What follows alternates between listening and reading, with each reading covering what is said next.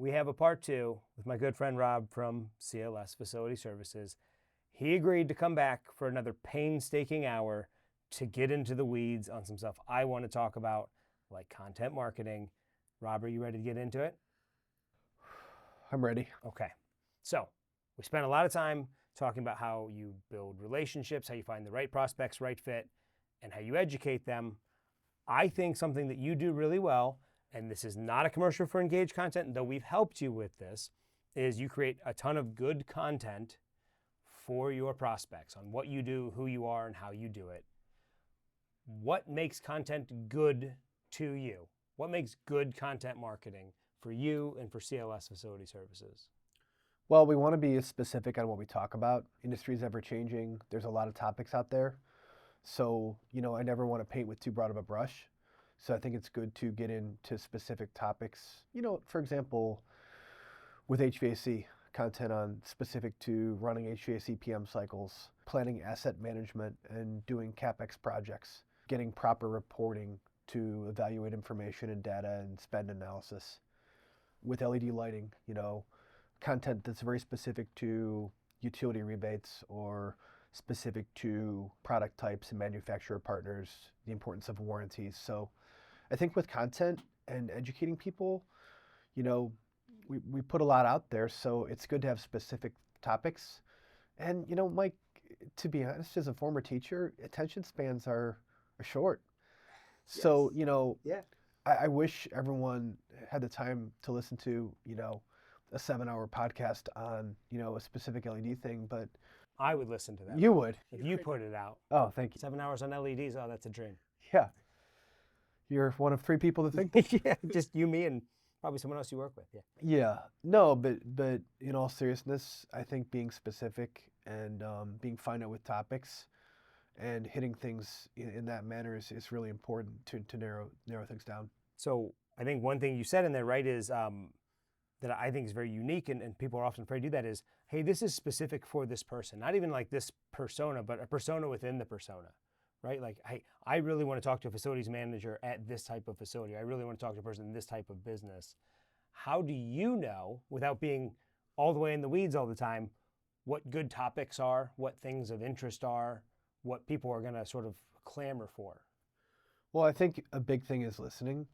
We have really close client partnerships, and we have multiple facets of communication, from our operations personnel and our account managers communicating with clients, to our estimators working on quotes and proposals and getting asked questions, to me touching base with clients for business reviews, updates, improvements of processes. So, I just talked about 4 different types of teams or personnel within our company that are communicating with clients, and they're all getting feedback and information.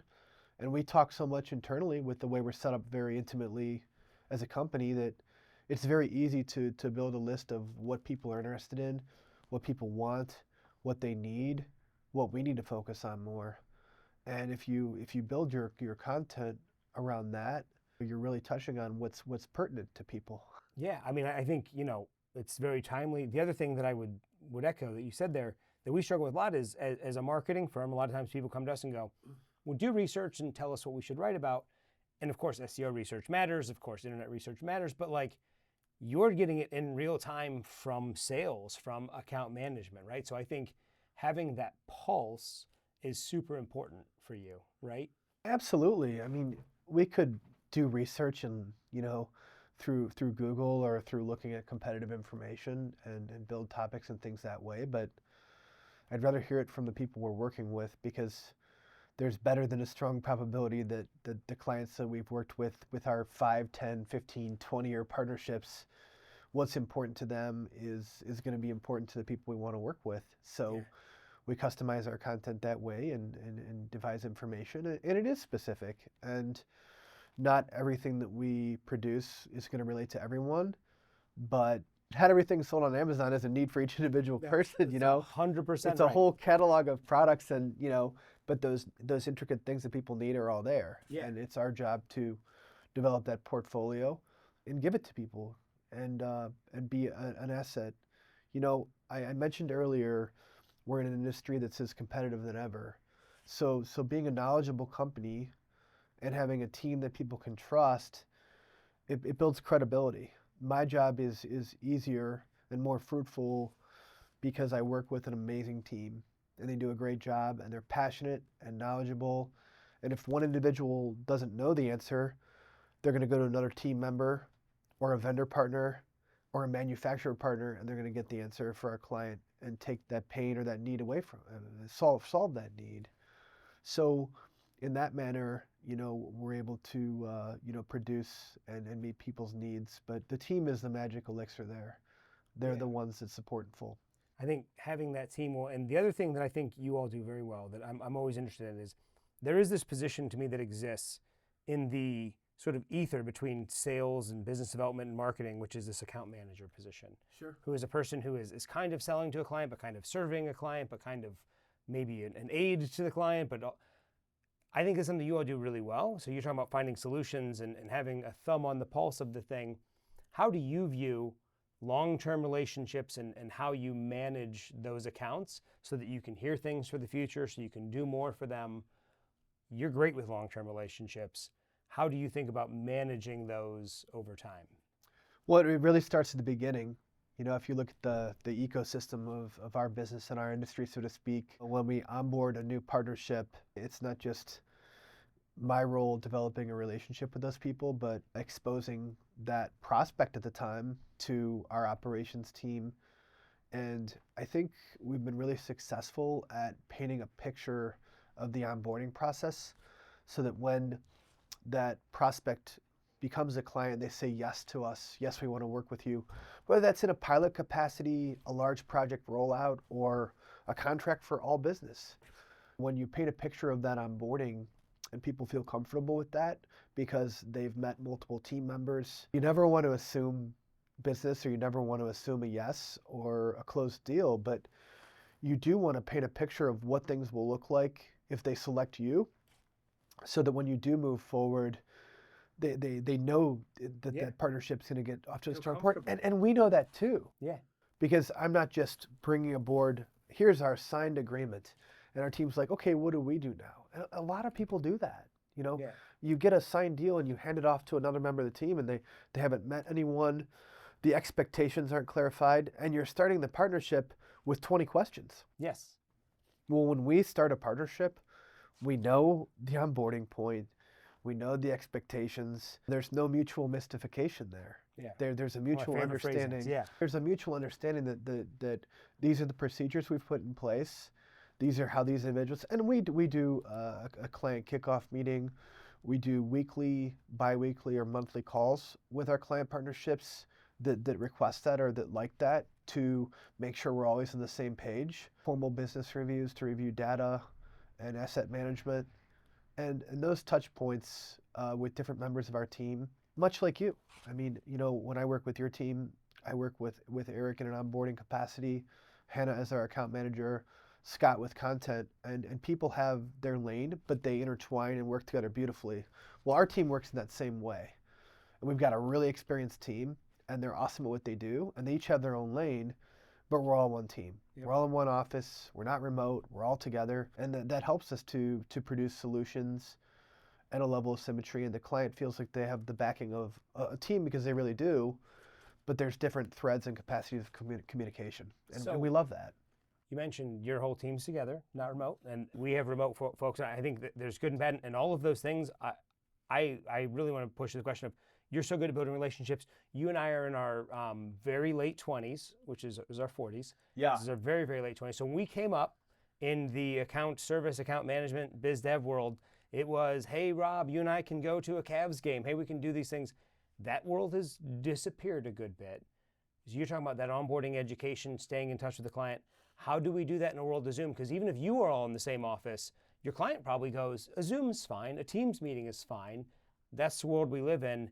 How do you keep them focused on the onboarding, on the training, on the education, and what's going to happen to them? Well, I spoke earlier about customized solutions, and every single client that we work with, small, large, tenured, or brand new, they want things in a different way. So we work with clients that want updates in communication in a work order management system. Some people really prefer email communication. Some people prefer phone communication. Some people prefer text communication now.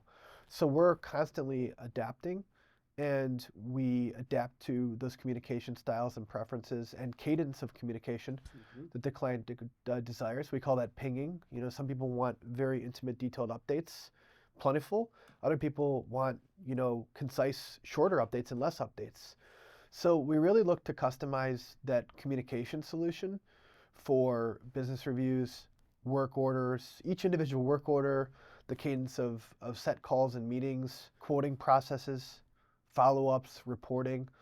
All of that is customized because everyone wants communication in a different way that's efficient for their team. Yeah. And every team we work with is built differently. You know, sometimes we work with 2 facility managers that are in charge of 250 stores. Another company might only have 100 sites, but they have 5 people and each person has 20 locations they're responsible for. So everyone's set up differently. And our team has different skill sets too, just like your team. So if someone is really strong in phone updates and communication, we'll work to assign that to that. And so other people are very strong in work order management systems and email. And just like a teacher or a student is more receptive to visual learning, audio learning, kinesthetic, hands-on learning. So those are just important observations and understanding who you're working with, what their preferences are, and how they like their communication. But we've gotten used to Teams and Zoom and the other 80 applications that I probably have to download from my laptop and then the conference room. But, you know, we're good at that. And as long as communication is crisp, I'll end that with one final thought there that I think is really important. We always say we never want to wait for a business review or a monthly call for an issue to come out. Like if something is an issue, That's great. We're here. I mean, you're working with a director of operations with 26 years experience and a vendor relations manager with 26 years experience and an account manager with 10 to 20 years experience. Don't wait for 3 weeks from now to present a problem to us. Allow this awesome team that really cares to put out that fire or to change a process or to assign something different internally to be the resolution. I love that. I think, you know, that's something we talk with our team about too, is right. Yes, we have a monthly call, but like that shouldn't be the only time we talk to someone. Sure. And hopefully, I'm always hopeful they'll bring us issues, even if maybe it's not our issue, right? I mean, like almost like if it's sales related, even though we're your marketing agency, let's talk about it because we may be able to push you to a different channel. My last question for you, the business has changed. You've had a year of evolution. You've had an acquisition, which has been very good for you. You have different resources now. Where do you think your sales marketing world is going over the next couple of years? I know that's a loaded question. There's AI on the frontier. There's more SEO that needs to be done. What do you think is going to evolve for you over the next 18 to 24 months? Wow, that's a good one, Mike. Thank you. I didn't put it in your prep notes. I wanted to get a raw answer from you. Oh, you're getting a raw answer. We have a lot of tenured client partnerships. So for everyone that we're working with that we've onboarded in the last year or two, there's 5, 10, 20 clients that we've worked with for 5, 10, 15 years. So we continue to grow as a company, onboard the right mutual partnerships. But the First Call group and our team at First Call has helped us to expand our business already, both geographically. Our self-performing HVAC service capabilities are superb now with our First Call mechanical team, which is really amazing.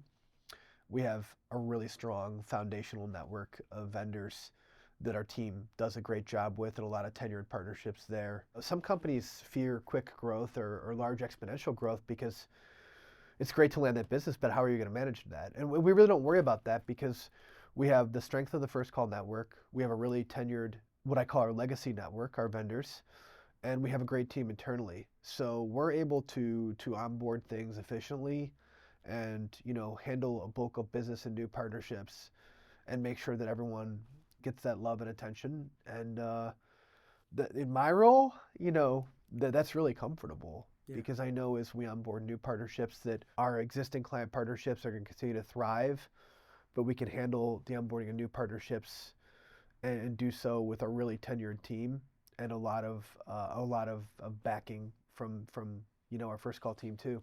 So you got growth in front of you think. You got a good plan in place for that growth. 2026 is the year, Rob. what are you most excited for in your role, where the business is going, where you think sales and marketing are going? Like, what is it that gets, you and I were talking before we shot this about a lot of different things ranging from the calves to your workout routine, but at least on the professional front, what is it that gets you out of bed in the morning and makes you go, today's going to be a great day for Rob?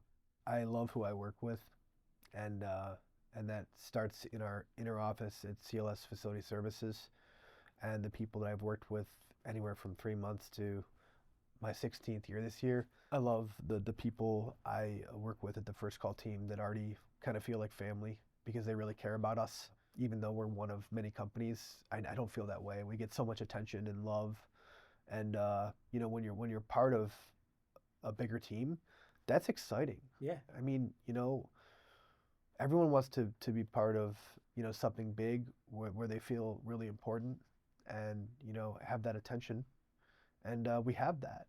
And when you work with people that you love working with and you love what you're doing, you're passionate about it, then that's irreplaceable. And there's not a day at CLS in 16 years where I look down at my watch and I say, oh, it's only 2 p.m. Man, this day's dragging on. Yeah. It's usually like it's 4:47 and I have 16 emails, a proposal, and a 5:30 Teams meeting. Yeah. And I love that. I think that there's a lot to be said for loving your job and have it not feel like work. Yep. And I don't think about retirement. I don't think about when I'm going to hang it up. I think about It's good because we're just in our late 20s. yeah, we got 40 more years to Long go. way to go. Yeah. But no, I love what I do, and I think I work with a lot of people that love what I do, that are passionate and they want growth and they care about who they work with. I think I told you a story one time. We had a team member celebrate her 20th anniversary this past year, and I sent a text out to 5 or 6 of our clients to put a little thank you video together, and I got 6 responses in 48 hours. Yeah. And that's special, man. It is. A lot of people don't have time these days, or they're camera shy or whatever, they don't see it. But like, you work with people you love. Number one, when you do that for one another and you create that and they're excited about it. And number two, when you work with clients that are that passionate to give back. Yeah. And when you love what you do and you work with great people, then good things happen. And that's why I wake up every day occupationally. And yeah, I love working out and my friends and family and the day the Guardians/Indians win a championship and all those things too. Those are exciting. We don't have enough time for that. Rob. We don't know. Rob, not we don't have enough time for that. Agreed. But I just I love what I do and the people I work with, and that makes it all not seem like work to me. So that's what excites me. Well, it shows, your passion shows. Obviously, we've worked together for the past 5+ years. Your passion shows, and I think all the growth you have in front of you stems from your passion to show up, build those relationships, and solve things. So I'm really grateful for you for coming to tell us a little bit more about that, getting in the weeds with us a little bit on some of the marketing stuff that I like to talk about, and telling us the life of Rob, the year of Rob. Hey, that's a lot, but anytime, man. I'm happy to support, and I love what you guys do for us in a marketing capacity, and the great team that we work with every day with Engage, and same theme. Work with great people, get great results. That's right. Good stuff, man. All right. Thank you, Rob. Sure. Thank you.